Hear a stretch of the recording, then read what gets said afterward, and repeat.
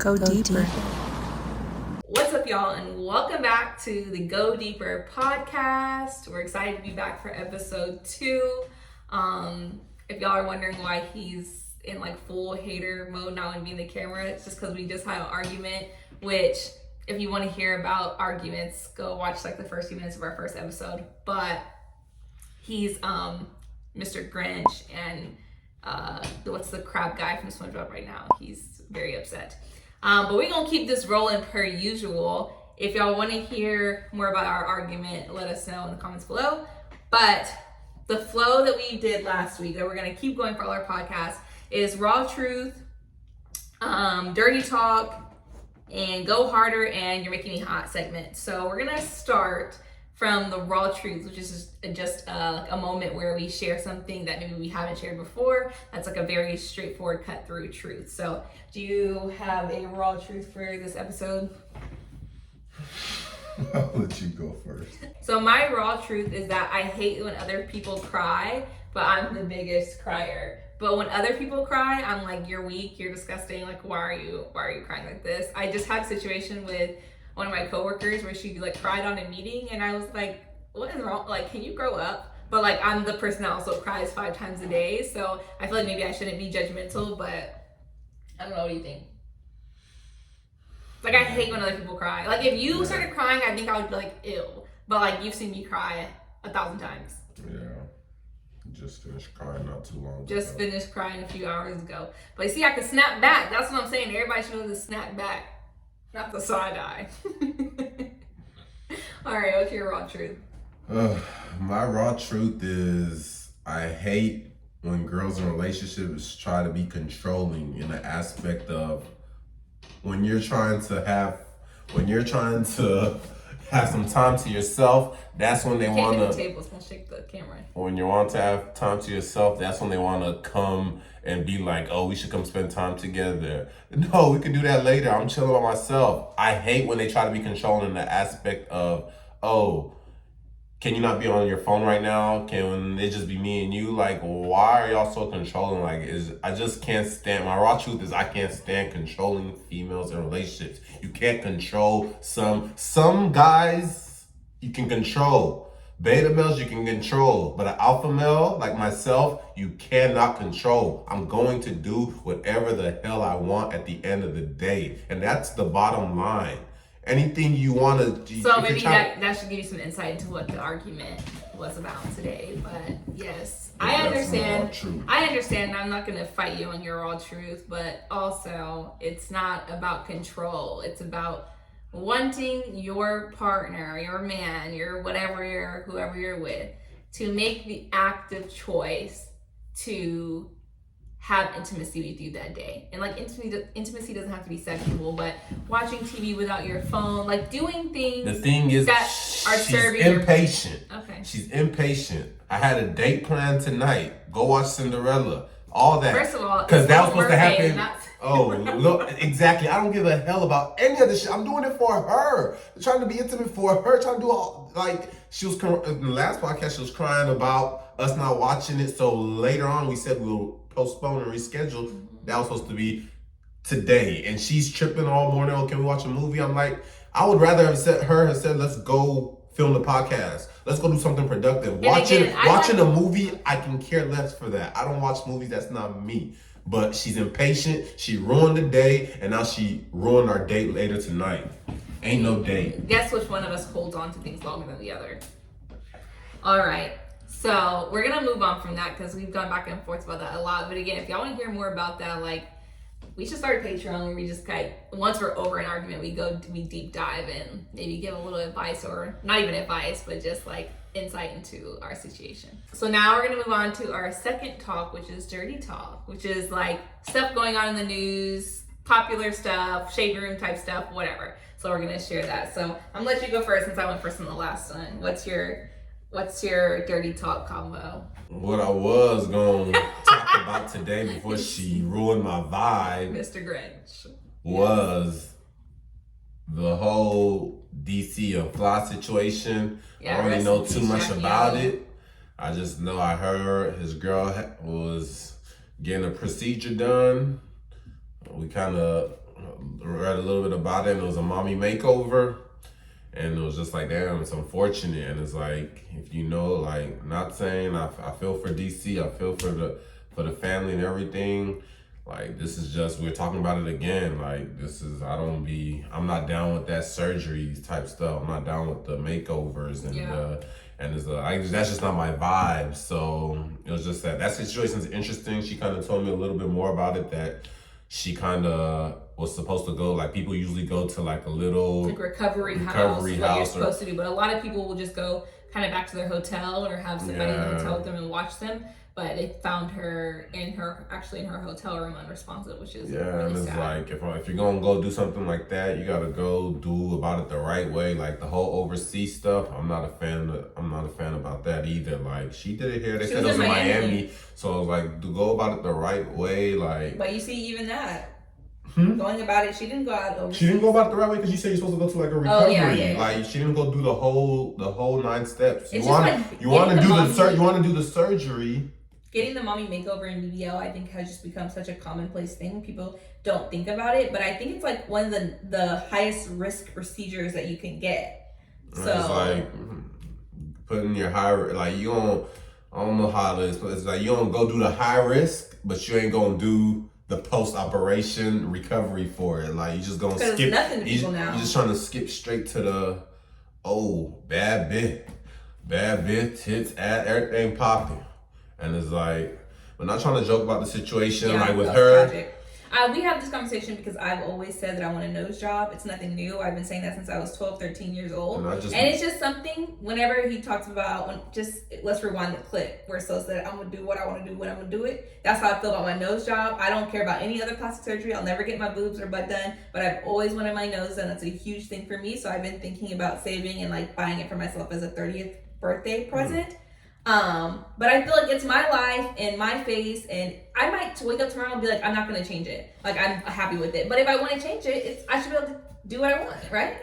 Right. So it's my life, and I liked her natural, so she changes it. I don't think she's attractive anymore, and I could break up with her, divorce her, or whatever, because I do whatever I want to do. And that's how I will be feeling when that happens. So I tell her, I didn't fall attracted to you to the plastic surgery face. It's the natural face that I'm attracted to. It's like, when you start changing it up, that's not me. That's not my vibe. That's like, I could talk about people out there, she's cute, that's cute, and they have plastic surgery, but I ain't dating them. When it comes to my girl, I don't want that. I don't like that. It's like, maybe I could change in the future. There's a lot of things that I don't want or like in a partner, and I stay. Even though you display those qualities. You don't have to. Exactly. You choose to. I choose, so that's what I'm saying. I don't have to. You don't have to, but you should choose me. I don't have to. If I decide to wake up one day, I don't want this anymore, or it leads me astray, or it's like, hey, you caused that because you knew my feelings from the jump. But yeah, that's the whole situation. She always talks about that nose since the day I met her, and it's like, she's insecure about it. And it's like, I think I look great. I'm not gonna lie. I think I'm 10 out of 10. But she's insecure about her nose. But like, if I could change something, I would change my nose. But so that's kind of why that was my dirty talk. But it kind of was like, when that happened, I was like, see, it's like, this is why I be on you about trying to, even though it's not the same time procedure, maybe this is not as risky, this is minor, but when you're going under the knife, you're going under the knife. You're going under the knife to put yourself at risk. Like, I don't think you should go under the knife unless it's like really, really crucial to saving your life. Yeah. If it's not crucial to saving your life, don't need to go under the knife. And if you're gonna go under the knife, you better do everything 100. People like taking the cheap route. I wouldn't do it if I didn't have the money to go to a good professional. People have the money to go do it and then still go do things that are not the post-op recovery. You didn't do the right post-op recovery. You did your own damn thing, but that's each. But we derailed. This is supposed to be our dirty talk. So rest in peace, Jackie O. And blessings, and I hope that they can get through this. Her husband and her kids were they married? Yeah, they're married. I think they're married. Don't quote me, but I thought they're married. I think that was his wife. But yeah, DC Unsolved, stay strong, my guy. Yeah. Hold it down for the kids. Hold it down. But mine is a current case because I feel like none of us watch the news, right? Because the news is depressing. So we don't know like all these cases and stuff going on in the world, right? Grandma, mom, with that? No, just want to show my love. Okay. But anyway, so none of us watch the news because it's just like horrendous and just sad stories. But there are some interesting cases that are going on. So I looked at the top trending case on CNN and I just wanted to look into like what's going on with the case. So this is a crazy story. I'm gonna condense it a lot. If you guys are like interested in it, I'm sure you can just YouTube it and find like more backstory on this. But so it's about this girl named Natalie Holloway, right? She was 18 years old and they went on a senior class trip to Aruba and she never came home. So basically, like they're on a class trip, they're all seniors, so they're going out to these nightclubs. So is this? I'm sorry, go ahead. Is this something planned by the school or just they planned it themselves? It just said a senior class trip, so I'm not really sure. So I didn't. The school is not putting forms or consents or holding. I don't know that piece. I didn't dig into that, but I should. But keep in mind, this is 2005, so we're gonna talk about how it's relevant to this year. Okay. This is when she disappeared in 2005, right? So her classmates last see her getting in a like a taxi with this guy named Yoran and these two guys who I think were his brothers. So that's the last time anybody sees her. And then they're supposed to get on a flight home, and she doesn't show up for the flight, right? It seems like from what I read in the research, that maybe her parents have money because they said once she didn't show up to the airport, they flew on a private jet to Aruba to look for her. So to me, it seems like they have maybe they have some money, so they're trying to like find her or whatever. They ended up finding Yoran and his friends that he was with, and they took them in for questioning. And I think they got booked in jail, but there was not enough evidence against them to hold them. And so these Yoran people were people in Aruba. They're in Aruba. They're in Aruba. And the friends let her go with some dude. She's on a class trip, so I don't know if she's with her best friends. I don't know if she has best friends. That's the last time they saw her. And then it was weird. So 2005, she disappeared. So then a few years later, he randomly made a statement. I don't know if it was on social media or how this came about, but he said that she was sold into sex slavery. So they took him back in for questioning, and then he said he made that up. He was just joking, pretty much. Yeah. So they have nothing to hold him on. He could just be talking, so they just let him go. Okay. But then, so remember she got arrested, she disappeared in 2005. So in 2010, he went to jail for the murder of some other young girl. They convicted him, he confessed. So of course that's gonna make them think, okay, he really killed this Natalie girl too. He killed this girl, or he not killed the other one, whatever. So he was arrested in 2010 and he's going to serve 28 years. So he was doing that over here, right? But then, so somehow he was using his bank account he reached out to the girl's mom. What's her name? Natalie? Yeah, respected it. Natalie Holloway. He reached out to Natalie Holloway's family and was like, I'll tell you where her body is buried. Because keep in mind, she's disappeared and they've never found a body. Yeah. So he's like, I'll tell you where the body is if you send me 15 grand. He was like 10 grand and then 15 grand when you find the body or something crazy like that. So the parents wired him this money. Parents wired him this money. They went to the location. While he's in jail? That's what I'm saying. This is a weird time. I don't know if he's working with somebody else at this time or whatever. So he does that. They send the money. They don't find the body. Okay. So he basically led them to a random location, right? So now the U.S. they can't arrest him for the murder, but they're arresting him for extortion of the parents because they led the wire transfers back to his bank, right? So the reason this is relevant now is because yesterday he was on trial for the extortion and coercion or something like that, and he has not been convicted yet. But if he's convicted, U.S. is asking that he just stays here to serve out his sentence. But Aruba says no, he still killed that girl, so he has to finish his 28-year sentence there and then come back to America and serve his sentence here, which to me is so dumb. Just let them do their service in one spot, whatever. So he did. So it's Saturday. So yesterday morning he ended up pleading not guilty to the wire fraud and extortion, even though they have evidence against him. So I guess it just depends on what the judge is gonna say. But yeah. Isn't that weird? Isn't that a lot? That's what's going on in the news right now. There's somebody who was missing. They still haven't found any remains. So I think that they said around 2012 that they declared her, her parents had her declared dead because they haven't found her. They did searches, you know how they do this for search. They never found her. So when the guy said the wire money fraud, he bullshitted. Yeah. Yeah, they went to the location, there was nothing there. Yeah. So it just seems like he just sent them to a random location. But also, I feel like somebody should have advised the parents not to send that money. Yeah. Like, why would you And that's what I'm saying. Did he get contacted from jail or what? Yeah, that's an interesting, weird story. Yeah. But yeah, man, disappear on your senior trip. That's tragic. Can't be letting your kids go on no senior trip out the country. Heck no. It's like if I'm doing something like that, I'm gonna be around to chaperone my kid. Nobody else's kid but my kid. Yeah. It's like, nah, that's too wild. People do senior trips, even just to like for in Houston, Galveston. People are going there. Shit could happen there. Like, but that's wild. That's your kids parents letting these kids be too freely these days. Aruba, like I ain't get out the country till just a couple years ago. People going to Aruba senior year. That's wild. I mean, but rest in peace to her. And like, it makes me wonder because he did jokingly say like they sold her into sex slavery. Like, what if they really did? Because they still haven't found like remains. What if she's like, you know how they on the movies they drug them up and they're just like that could be, because I know that happens to people overseas too. What would be the motivation? Just to kill somebody? They probably and it's like now we can't give them back. Like we got to kill this girl and then get rid of her body. But. Okay. We gotta move on to our next segment. We took way too long with that. I gotta learn to condense my stories. It's cool. So now is our go harder portion. Sorry, I keep looking at my phone. It's because I'm definitely like reading my notes. I'm gonna get better at this the more we go. But go harder. So what are we doing to go harder this week? For me, I'm trying to really get back on my content. Follow my channel, Rude Boy TV. Getting into my series, so it's like I've been watching a lot of YouTube videos, and as I watch more and more, it's kind of motivating me. So that's what I'm trying to get back into. I'm getting ready to drop my Big Chop documentary, her reaction to me cutting off my hair, because I had hair since like 2017. But I also, what I dropped the other day?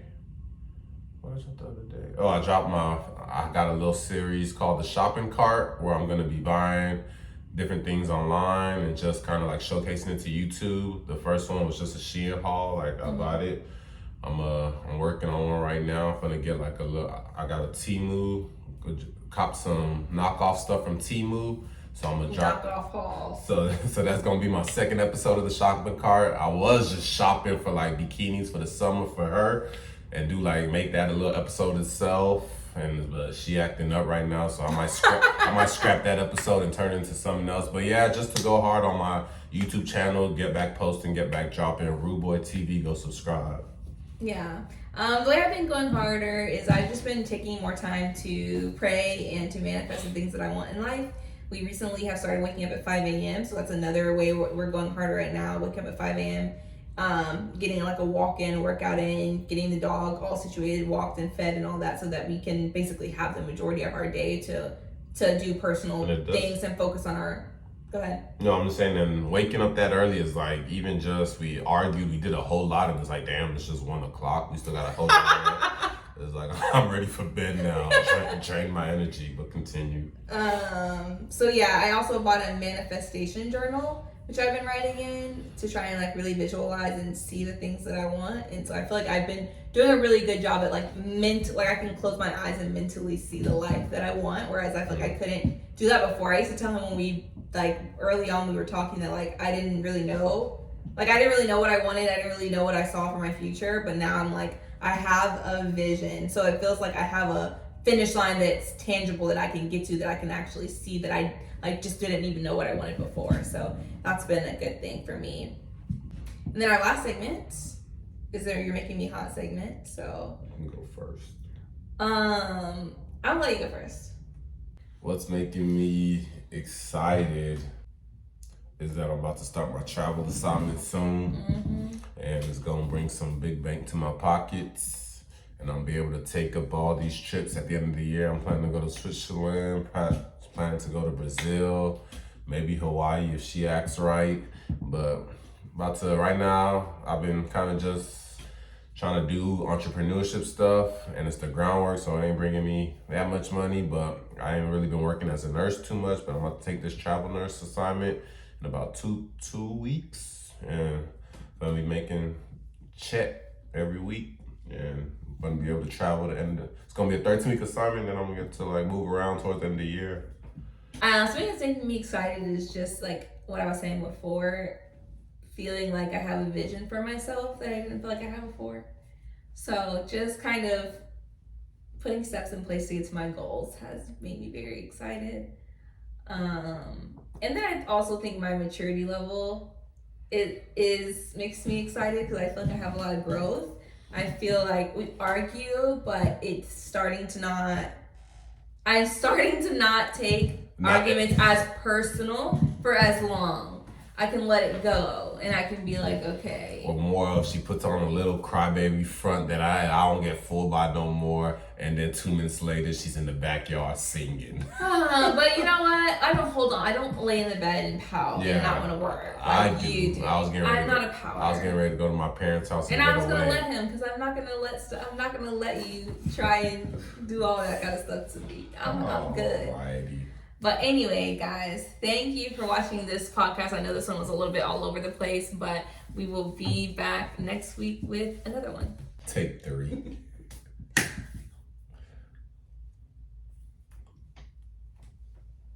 We out.